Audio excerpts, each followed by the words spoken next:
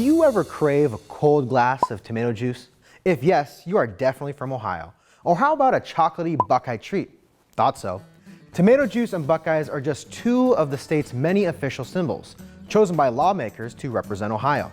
Let's take a look at some of them. First up, that glass of tomato juice. The thick red beverage became Ohio's official drink back in 1965. Tomatoes are grown throughout Ohio and are historically very important to the economy. A.W. Livingston of Reynoldsburg, Ohio, popularized the tomato nationally in the 1800s. Back then, tomatoes were much smaller and pretty sour.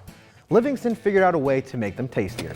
He developed the Paragon tomato, a larger and sweeter variety of the fruit, much like the ones we eat today.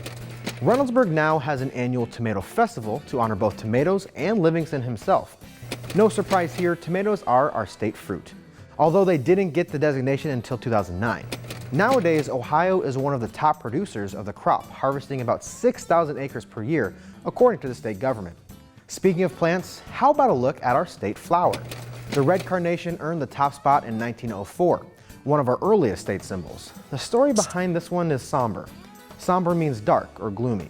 See, the flower was chosen to honor Ohio native President William McKinley, who was assassinated in 1901. McKinley was known to wear a red carnation on his jacket for good luck. Ohio also has a state wildflower, the white trillium, which is grown in all 88 counties. For our next state symbol, let's turn to the skies. Ohio's state bird is the Northern Cardinal. Wow, we really like red things here in Ohio. Cardinals actually weren't prominent in Ohio when it first became a state because the land was covered with forests, and the scarlet birds like open plains. But as Ohio continued to develop, settlers cut down many of the trees, making this a much more suitable environment for cardinals. Now, cardinals can be found in every county, and they were designated as a state bird back in 1933. Cardinals actually aren't that unique to our state. In fact, 7 other states also consider cardinals to be their official bird. Finally, we couldn't talk about Ohio symbols without mentioning probably the most well-known nickname for our state and its residents, Buckeyes. The Buckeye Tree became the official state tree in 1953. Buckeye trees are found all over the state, but especially near rivers, streams, and floodplains.